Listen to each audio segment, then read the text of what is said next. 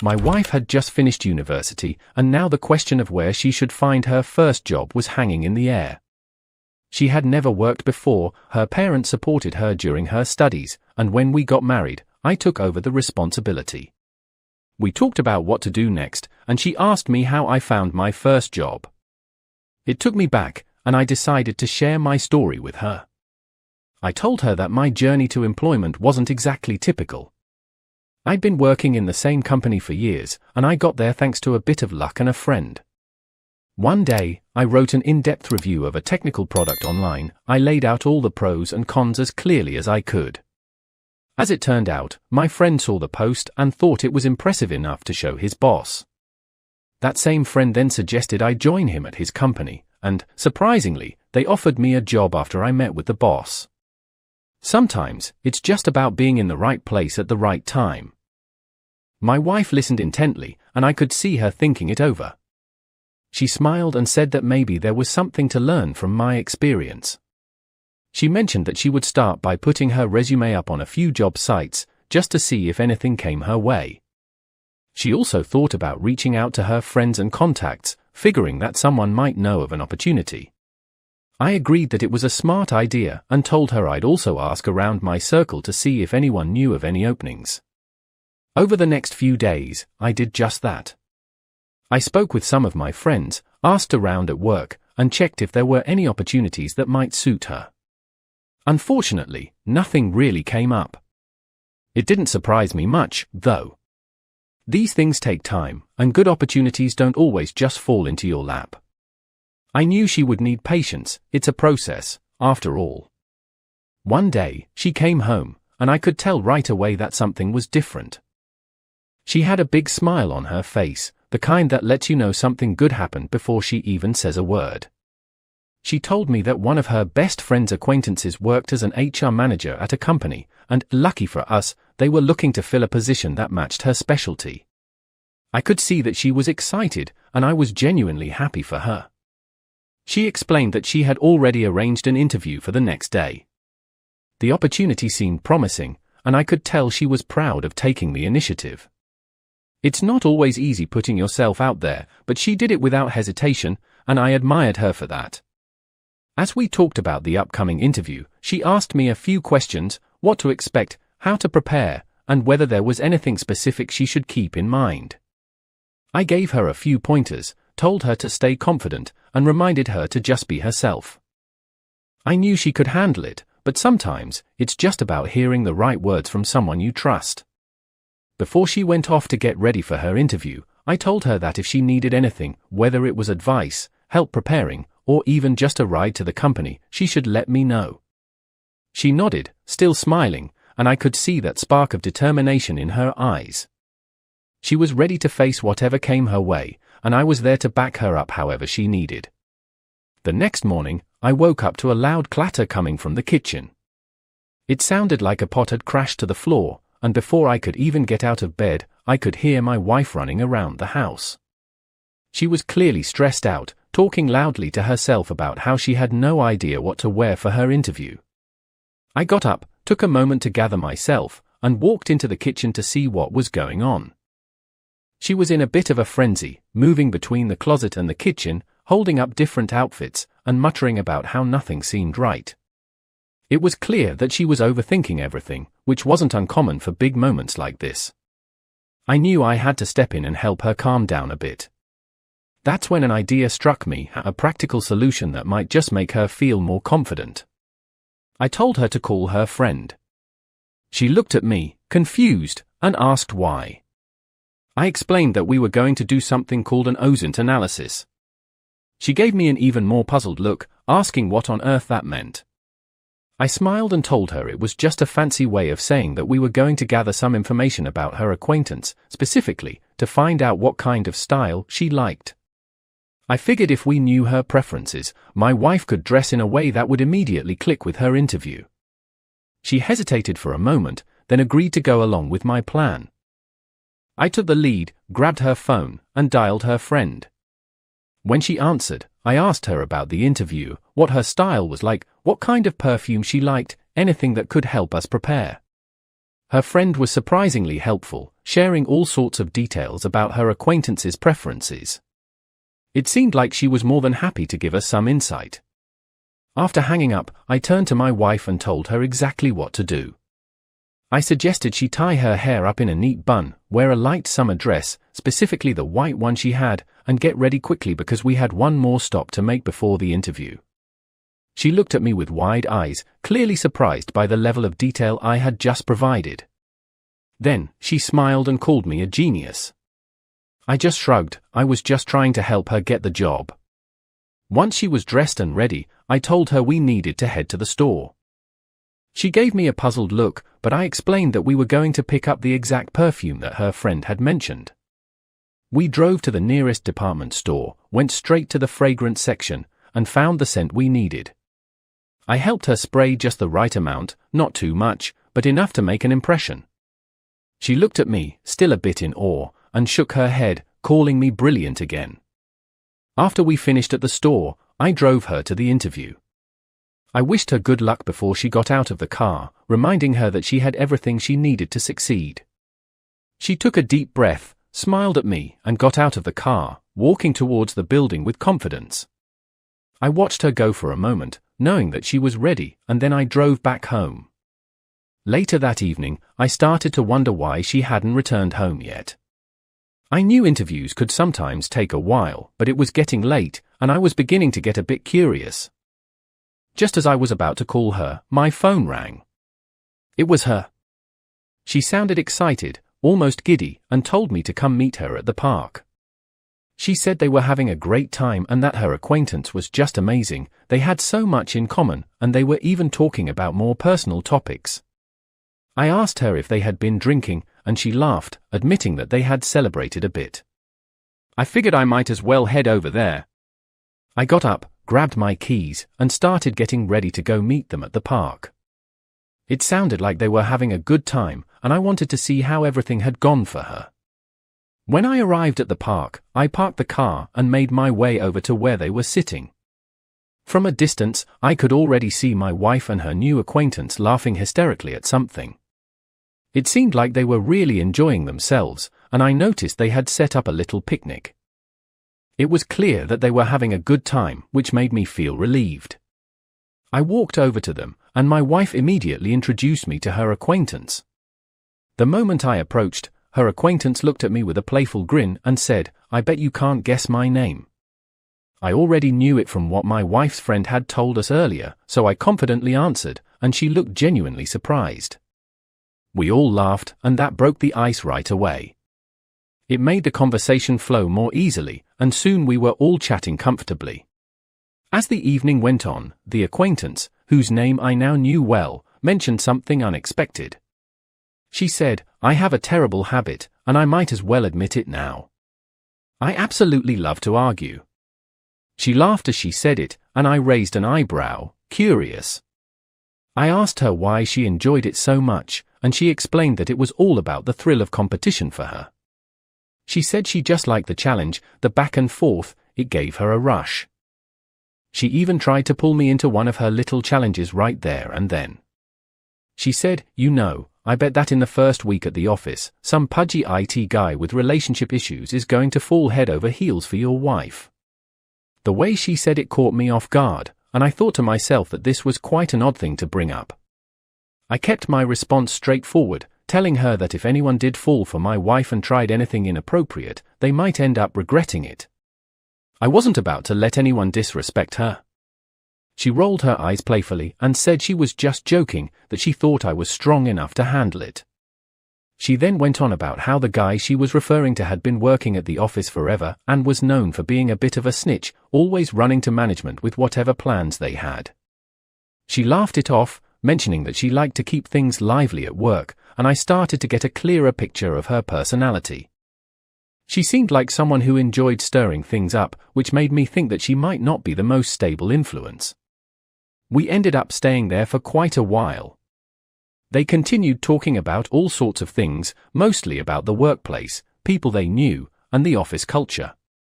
The acquaintance seemed to have plenty of stories about the office, most of them involving some kind of drama or trouble. My wife listened with interest, clearly entertained by it all, while I sat back and took it all in. I wasn't entirely sure how I felt about this person yet, but it was clear that my wife was enjoying herself, and that was what mattered at the moment. Eventually, it started getting late. My wife was visibly tired, and her speech was beginning to slur a bit. I decided it was time for us to head home. I stood up and offered my hand to help her up. She thanked the acquaintance for the company and the conversation, and I nodded politely in agreement. Despite my reservations about some of the things that had been said, it had been a decent enough evening overall. As we were getting ready to leave, the acquaintance waved enthusiastically and called out, "Don't forget, we're expecting you at work on Monday." She seemed genuinely excited for my wife to start, which was at least a positive sign. My wife smiled, clearly pleased, and I gave a quick nod before we finally made our way back to the car. It had been an interesting night, to say the least, and I hoped that whatever came next would be just as positive for her. We said our goodbyes, and the acquaintance continued to shout after us, reminding my wife that they were looking forward to seeing her at work on Monday. My wife waved back, and I helped her into the car, ready to head home after a long and somewhat surprising day. Once we got home, I helped my wife to bed since she was clearly exhausted from the long day. After making sure she was comfortable, I went to the living room, grabbed my phone, and called a few friends to talk about what had happened at the park. They were curious about the whole situation, especially about the new acquaintance. When I mentioned how lively she was and how much she liked to argue, one of my friends laughed and said, "Man, I wish I had a coworker like that. Sounds like she keeps things interesting." I couldn't help but share my own thoughts, though. I told them that I found her to be a bit too much, honestly. She seemed to be really into partying, and her attitude about work wasn't exactly what I would call professional. One of my friends, who had been through a tough divorce, chimed in and said I should keep an eye on things. He explained that a lot depends on the people you surround yourself with, and sometimes the wrong company can lead to bad decisions. I listened to what he had to say and nodded along. He was probably right, and it was something worth keeping in mind. After chatting with them for a while longer, I decided to call it a night. I went to bed, my mind still mulling over what my friends had said. It wasn't that I didn't trust my wife, I absolutely did. But I knew that people can be influenced by those around them, and her new acquaintance seemed like someone who could easily drag others into her chaotic lifestyle. Still, I didn't want to overthink it too much. I closed my eyes and drifted off to sleep, hoping for the best. The next morning, I woke up before my wife and decided to make her some coffee. I knew she might have a bit of a headache from the previous night, and I wanted her to have a good start to the day. Once the coffee was ready, I brought it to her and asked her how the interview had gone. She smiled and told me that the acquaintance immediately complimented her perfume and her appearance. She said that, honestly, they didn't even discuss work much. Instead, they just chatted away, and before she knew it, the interview had turned into a casual conversation. I nodded and told her that it was great, she had made a good impression. Still, I couldn't help but mention that I found it a bit strange how much the acquaintance loved to argue, and how she seemed so eager to talk badly about others. Specifically, the way she talked about that guy from the office had rubbed me the wrong way. I reminded her about what my friend had said, how the people you spend time with can influence your behavior. I didn't want her to get caught up in anything that might lead to trouble. My wife listened patiently, but I could tell she didn't share my concerns. She said that, on the contrary, she found the acquaintance's outgoing nature to be refreshing. She explained that just because someone liked to party or have fun didn't mean they were a bad person. There were plenty of reasons why someone might cheat or make bad choices, but that didn't mean everyone who enjoyed themselves was like that. She assured me that she would never excuse someone for betraying their spouse, but she also didn't see any harm in spending time with someone who was a bit more adventurous. She then mentioned that she had already made plans to meet up with the acquaintance for coffee that day. It was Saturday, after all, and it seemed like a good chance for her to learn more about the role and her future responsibilities. She seemed genuinely excited about it, and I could tell she was eager to make a good impression at her new job. I hesitated for a moment, then told her that I still wasn't sure about this person. I suggested that she be careful, as I had a feeling that the acquaintance could potentially get her into some sort of trouble. My wife gave me a puzzled look, clearly not understanding why I was so concerned. She called me strange and reassured me that nothing bad was going to happen. She was confident that she could handle herself, and she didn't see any reason to worry. With that, she finished her coffee, got up, and left the house to go meet her new acquaintance. When my wife came back from her coffee meeting, she was beaming with excitement. She told me that it had gone incredibly well and that the acquaintance had given her a lot of helpful insights about how things would work at the company. She also mentioned, almost casually, that the acquaintance was actually dating one of the company's senior managers. It seemed that this connection had played a big part in helping her land the job. She reassured me that the responsibilities were nothing she couldn't handle and that it sounded like it would be a perfect fit for her. Later that night, as we were getting ready for bed, she told me more about her conversation. Apparently, the acquaintance had really gone out of her way to make my wife feel welcome, and they had talked about everything from office culture to the types of tasks she'd be handling. She seemed confident that it was going to be smooth sailing and that the job would be easy for her. Afterward, we both decided to call it a night, and I hoped that everything would go as well as she anticipated. After her first day at work, she came home absolutely thrilled. She told me that her new colleagues were fantastic and she was already getting along well with everyone. She was especially happy to be in the same department as her acquaintance. They had quickly become close, which seemed to make my wife even more comfortable in her new role. She also mentioned that her acquaintance had organized a company event for the new hires and that it was going to be held in her honor. She seemed genuinely excited about it, which made me happy for her. She also told me that there were some secret traditions among the employees, things that they did to bond and build team spirit. I could tell that she was feeling welcomed and that she was fitting in well. It seemed like everything was off to a great start, and I was relieved to see her so enthusiastic about her new job. The excitement carried on over the next few days, and she spoke a lot about the fun activities and the overall camaraderie at the office. It was clear that she was enjoying herself, and that was all that mattered to me at the time. Eventually, the day of the company event arrived. That night, she came home very drunk. I wasn't particularly surprised. I knew that company parties could sometimes get out of hand, and I'd been to my share of events where people let loose a bit too much. She was cheerful, albeit a bit unsteady, and I helped her get to bed without saying much about it. I figured it was a one-time thing, and she would be back to her usual self the next day. But as the days turned into weeks, the parties and late nights started to become more frequent.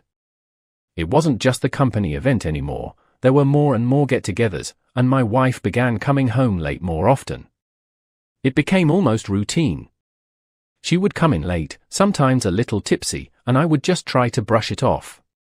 But after about a month of this, it was starting to wear on me. She seemed to have forgotten about the rest of our friends, spending almost all of her free time with her acquaintance and her co-workers.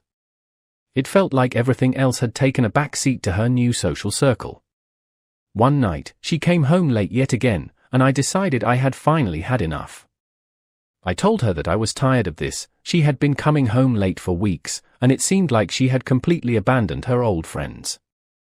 I tried to make her understand that I was worried about her, that this wasn't the kind of behavior I was used to from her. I told her that I didn't want her spending so much time with her acquaintance anymore, and I suggested that she take a step back from all the partying and late nights. My words didn't go over well. She immediately became defensive, and it quickly escalated into a full-blown argument. She accused me of being controlling and unreasonable, and I tried to explain that I was only looking out for her. But neither of us was really listening to the other. We were both too caught up in our own frustrations. The argument got louder, and soon we were both saying things that were more personal than they should have been.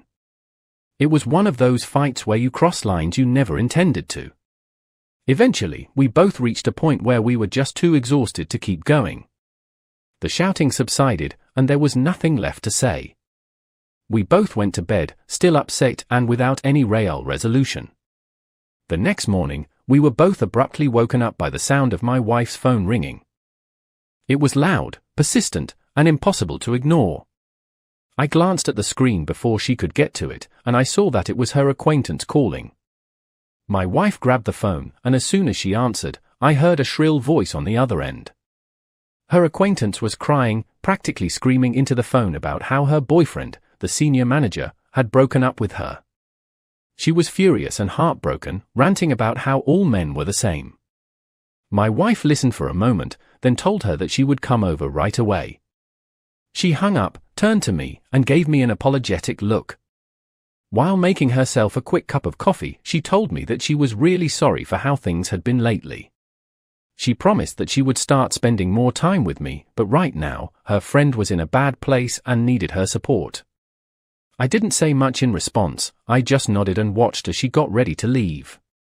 She left the house, promising to be back later in the evening. I couldn't help but feel a bit uneasy about it all, but I knew that there was nothing I could do to stop her. She wanted to be there for her friend, and I could understand that. Still, I hoped that this wouldn't become yet another excuse for more late nights and more of the same behavior we had been dealing with lately. That evening, my wife finally returned home. She was clearly a little tipsy, and I could tell that the day had taken a toll on her. She sat down and started telling me about how long it had taken to calm her friend down. She seemed tired but still had that spark in her eyes that said she wasn't quite ready to call it a night. She mentioned that, at some point, they had ended up making another bet. I immediately asked her if this was the same secret bet she had talked about before. She shook her head and said that this was a different one. I asked her what it was about, and she hesitated, mumbling her response. Eventually, she explained that the bet was about proving themselves as strong and independent women. Her friend was determined to show everyone that she didn't need her ex, and now they had made a pact to do whatever it took to outshine the other teams at work. If their department, which was mostly women, could beat the productivity record of another department by the end of the month, her friend would supposedly never go back to that guy. If not, she would apologize and try to make amends with him. I couldn't believe what I was hearing. I asked her if she seriously thought this was a good idea.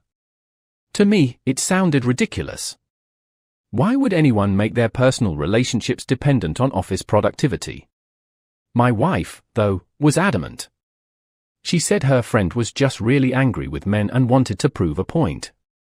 She wanted to show that she was better off without him, and my wife seemed determined to help her do that.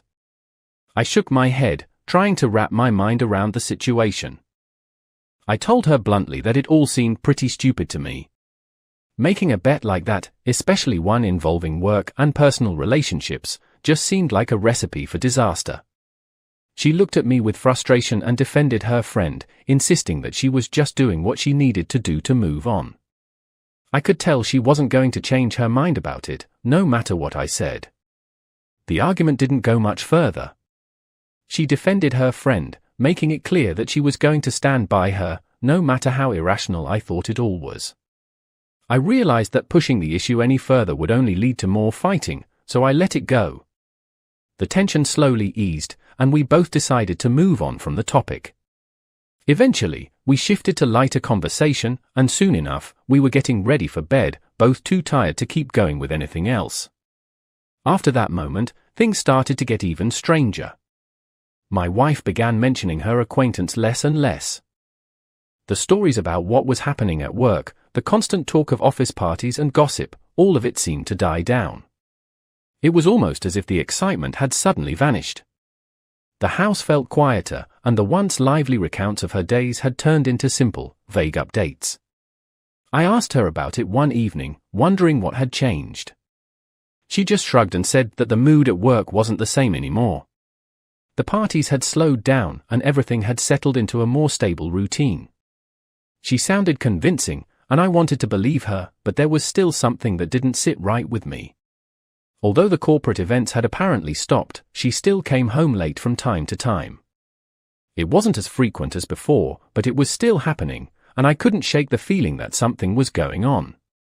I tried not to let my thoughts run wild, but a part of me just couldn't ignore the nagging sense that things were being hidden from me. One night, after yet another late return, I decided that I needed to get some answers. I waited until she had fallen asleep, and then I quietly went to where she kept her phone. I picked it up, but to my frustration, I found that there was now a password on it. It wasn't something she had done before, and it only made my suspicions grow. Why would she suddenly put a password on her phone if there was nothing to hide? I knew I needed to find a way to unlock it. I thought about it for a while and then remembered my friend who worked with phone repairs. People often came to him when they forgot their passwords or needed to unlock a phone for some other reason. I knew that, occasionally, his clients might have questionable reasons for needing help, like buying a stolen phone. But that wasn't my concern at the moment. I needed to find out what was on my wife's phone, and he was the only one I knew who could help. The next day, I decided to put my plan into motion. That evening, after dinner, I made sure her phone was charging in the living room. When we went to bed, she forgot it there, just as I had hoped. Once I was sure she was asleep, I quietly got up, went to the living room, and took the phone. I went down to the garage with it, grabbed a hammer, and gave the phone a light but deliberate hit, just enough to crack the screen without causing too much damage. Then, I turned it off and put it away. In the morning, I told her that I had heard some strange noise during the night. I said that I went to check it out, and in the process, I had accidentally knocked her phone off the table, causing it to break. She was understandably upset, but I quickly reassured her by suggesting that we go out right away to get her a new phone. I even insisted on covering the cost, which seemed to brighten her mood a bit. She agreed, and we got ready to head out. We went to the store, and I bought her a brand new phone. She seemed happy enough, and once we got home, she started setting it up while I made an excuse to leave for a bit. I told her that I needed to go to the gas station and take the car in for some maintenance. She didn't question it, and I could see she was preoccupied with her new device anyway. I put her broken phone in my bag, making sure it was well hidden, and left the house. As I drove off, I knew exactly where I was going. I was planning to head straight to my friend who did phone repairs. I needed him to help me unlock her old phone. I didn't know what I was going to find, but I felt like I had to know the truth, no matter what it might be. When I arrived at my friend's shop, I wasted no time explaining the entire situation to him. I told him about the password on my wife's phone, my suspicions, and my need to find out the truth. He listened without much reaction, nodding along as I spoke. He didn't seem too surprised. After all, he dealt with people trying to unlock phones for all sorts of reasons. Once I finished, he took the phone from me, looked at the cracked screen, and then nodded. He didn't hesitate, he grabbed a cable and connected the phone to his computer. He opened up a program called John the Ripper. I asked him what it was, and he briefly explained that it was software designed to crack passwords. He told me that it would help bypass the limit on password attempts and brute force the code until it was unlocked. It sounded a bit extreme, but I was too deep in this to care. I needed answers, and I didn't have the luxury of worrying about the methods. So, we sat there, waiting as the program worked through every possible combination. It took about 30 minutes of watching numbers and letters scroll across the screen before we finally saw what we were looking for. The phone was unlocked. My heart was pounding as he handed it back to me. I took a deep breath and immediately started looking through her messages. The first thing I checked was her work chat, which was set to silent. That seemed odd in itself, so I opened it up and started scrolling through the conversation history. It didn't take long for me to come across something that made my stomach drop. There were messages between her co-workers referring to the black hole. At first, I thought it was some sort of inside joke, maybe something about a project or a team name. But as I read further, I realized it was a nickname they had given to my wife. They were talking about her, and the things they said were far from innocent.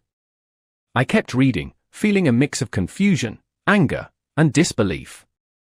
One of the messages talked about her smuggling champagne into an office party inside herself. I didn't want to believe what I was reading, but it was there, clear as day. Another message talked about how she had put on some kind of show during another event, involving the largest item in the office. The words were crude, and the more I read, the sicker I felt. She put this item inside herself. Then, the last string of messages hit me like a brick. During the last company event, she had apparently cheated on me with 6 different men. I couldn't even begin to process it. I just kept staring at the screen, hoping that somehow I was misunderstanding everything. I kept scrolling, feeling numb, until I saw her acquaintance's nickname in the group. They called her Big Hole. The realization hit me that her friend wasn't much different from my wife. They were both involved in whatever this twisted game was. I decided to switch over to the private chat between my wife and her acquaintance. I needed to know what else was going on. As soon as I opened it, I saw something that made my blood boil. There was a counter in their conversation, 23 for my wife, 21 for her friend. It was a count of how many men they had each slept with. Suddenly, it all made sense. The bet they had talked about after that emotional morning, it wasn't about productivity or office success. It was about seeing who could sleep with more men. The whole thing was a lie. Her acquaintance hadn't even broken up with her boyfriend, they had just argued. Everything I thought I knew had been a facade, and I felt an overwhelming mix of betrayal, anger, and disgust. I wanted to confront her right then and there, but I knew I needed a plan. I kept digging through her phone, trying to find anything else that might help me understand the full scope of what was going on. That's when I found a contact labeled work nuisance. It seemed out of place, and I was curious, so I decided to call the number. When the person answered, I quickly introduced myself and explained the situation. I told him that I needed his help getting the messages I had found to the company leadership anonymously. To my surprise, he was more than willing to help. He said he was fed up with the drama and that he would gladly do anything to put an end to it. I thanked him and told him I owed him one. He laughed it off, saying that he'd be happy with a beer sometime. I hung up the phone, feeling a strange sense of both dread and relief. I wasn't sure what the fallout from all this would be, but I knew I had to take action. I couldn't let this continue, and I needed to do what was right, not just for me, but for everyone else involved. I took a deep breath, pulled out my own phone, and started taking pictures of the incriminating conversations. Once I had everything documented, I tucked her phone back into my bag and got ready to head back home. When I got home that day, I acted like nothing was out of the ordinary. I didn't want to give anything away. I needed time to think, and I didn't want my wife to suspect anything before I was ready to take action. I knew I needed legal advice, so I messaged my friend and asked him for the contact information of the lawyer he had used during his divorce. He responded quickly, giving me the lawyer's number, and I saved it for the moment when I would need it. I knew that soon everything would come to light, and I needed to be prepared. The next morning, I was woken up by the sound of my wife screaming. I rushed out of the bedroom, pretending to be concerned, and found her standing in the living room, holding her phone with tears streaming down her face. She looked at me, her face flushed with anger and shock, and yelled that she had been fired. Apparently, she had received a call from her manager, informing her that she was being let go due to inappropriate behavior. Someone had gone to the company leadership with information about her actions, and it had all come crashing down. She was in hysterics, shouting about how someone had set her up, how some snake had gone behind her back and lied to her boss. She kept repeating that none of it was true, that it was all a bunch of lies meant to ruin her. I stood there, watching her unravel, and I couldn't help but feel a grim sense of satisfaction. After everything I had read, after all the betrayal and lies, it felt like she was finally facing the consequences of her actions. I waited for a moment, letting her vent, before I calmly asked, "Is it not true?" She looked at me, stunned, as if she couldn't believe what I had just said. Her face twisted with rage, and she screamed at me, asking how I could even think that. How could I question her like that? That was when I decided to drop the act. I looked her in the eyes and told her that I knew everything. I told her that I had seen the messages, that I knew what she had been doing at work, and that I was the one who had sent the evidence to her boss. For a moment, there was complete silence. Then, she erupted. She screamed at me, her face red with fury, demanding to know why I would do something like that. She called me every name in the book, accusing me of ruining her life, of destroying everything for no reason. But I stayed calm. I told her that she had brought this on herself, that she was the one who had betrayed me, who had lied and cheated. I told her that she deserved every bit of what was happening to her. There was no remorse in my voice, I meant every word. She tried to argue, to defend herself, but there was nothing she could say that would change what I had seen. The evidence was right there, in black and white, and no amount of screaming or crying was going to make me forget it. I turned away from her, walked to the bedroom, and started pulling her things out of the closet. I could hear her behind me, still yelling, but her words were starting to blur together. I was done listening to her excuses. I grabbed a suitcase from under the bed and started throwing her clothes into it. She followed me into the room, trying to stop me, but I pushed past her. I told her that she had to leave, that there was no place for her here anymore. She had made her choices, and now she had to live with the consequences. She tried to plead with me, her voice breaking, but I didn't waver. I had made up my mind, and there was no going back. Once I had packed up most of her things, I dragged the suitcase to the front door and opened it. I could feel her eyes on me, filled with a mix of anger and desperation, but I didn't look at her. I opened the door and tossed the suitcase out onto the front step. Then, I turned back to her and told her to get out. She stood there for a moment, as if she couldn't believe what was happening, but I didn't give her a chance to argue. I walked over to her, grabbed her arm, and led her to the door. She stumbled out onto the porch, still shouting at me, but I didn't respond. I picked up the rest of her things, threw them out after her, and then slammed the door shut. I locked it, stood there for a moment, and took a deep breath. It was over. She was gone. I knew there was still a long road ahead, the divorce, dealing with the aftermath, but for now, I had done what I needed to do. I had taken the first step towards moving on. After I had thrown her out, I spent some time walking through the house. It was eerily quiet, and I felt the emptiness of it all settling in. But I wasn't about to let my guard down. I knew that there might still be things left behind, things she might come back for, things that could cause more trouble if she managed to get her hands on them. I began searching through the rooms, opening drawers and closets, looking for anything that belonged to her that might be of value. Eventually, I stumbled upon a couple of hidden stashes. One was tucked away in the back of our shared closet, a small box with jewelry, a few cash envelopes, and some other personal items. Another stash was under the bed, filled with more of her jewelry. I knew that if she came back, she would be looking for these. I took everything and carried it out to the garage. I knew the garage was the one place she would never think to look. Even if she managed to break in, the last place she'd go was the cluttered, dusty space where I kept my tools and old equipment. Once I had hidden away her valuables, I turned my attention to my own finances. I couldn't afford to take any chances. I logged into my accounts and began transferring my money to my best friend's account. I trusted him, and I knew he would keep the funds safe for me. I sent him a message, letting him know what I had done, and asked him not to touch the money. I explained that it was my emergency stash, and that I was in the middle of a divorce. He understood and assured me that the money would be safe with him. I knew that the coming days would be difficult. I had seen enough people go through divorces to know that they could be messy, drawn-out affairs. I was preparing myself for whatever might come, and I knew that protecting my assets was the first step. My wife had already shown that she was willing to cross lines, and I had no doubt that she would come back for more if she thought she could get something out of it. I was determined not to let that happen.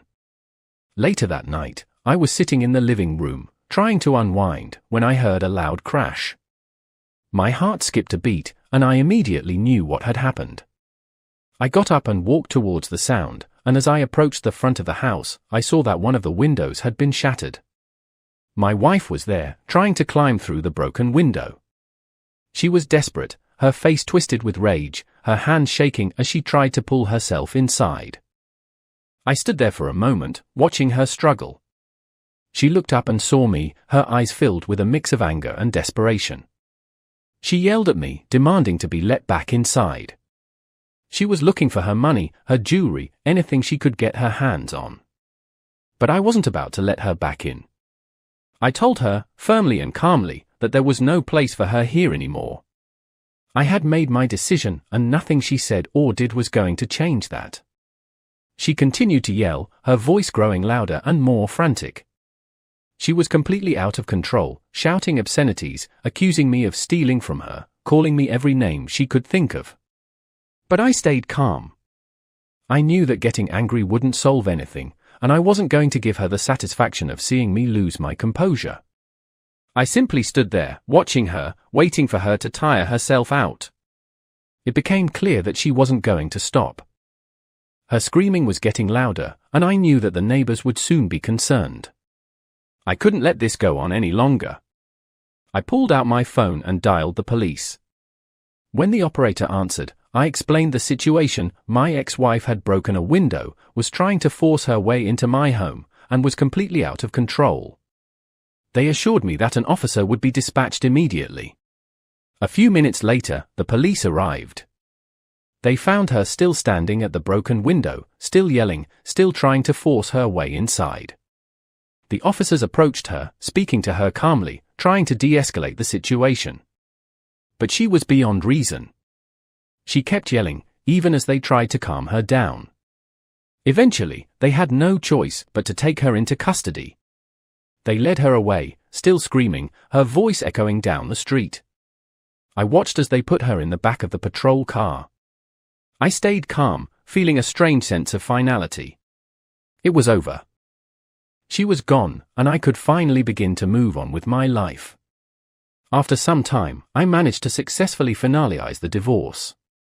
The court ruled in my favor, allowing me to keep my savings and protect my assets. It was a relief, a weight lifted off my shoulders. I felt a sense of closure, knowing that this chapter of my life was finally coming to an end. After everything that had happened, I knew I needed a break, some time to clear my head and figure out what to do next. I decided to take a week off and move back in with my parents for a while. I explained everything to them, and they welcomed me with open arms, offering me the support I needed. While staying with my parents, I took the opportunity to finalize my finances. I reached out to my friend, who had been holding my emergency funds, and transferred the money back into my account. With that settled, I started thinking about my next steps. I wanted a fresh start, a new place that wouldn't hold any memories of my previous life. I made the decision to sell the old house and look for a new one. It took some time, but eventually, I found the perfect place, a house that felt like it could be my new sanctuary. After selling the old house and moving into my new home, I felt a sense of freedom that I hadn't experienced in a long time. To celebrate the fresh start, I decided to throw a small party with some of my closest friends. It was a way to mark the end of one chapter and the beginning of another. We laughed, shared stories, and enjoyed each other's company. It felt good to be surrounded by people who genuinely cared about me. For the first time in a while, I felt like I could finally breathe again. A few days after the party, I was settling into my new routine when I heard an unexpected knock at the door. I wasn't expecting anyone, so I hesitated for a moment before going to answer it.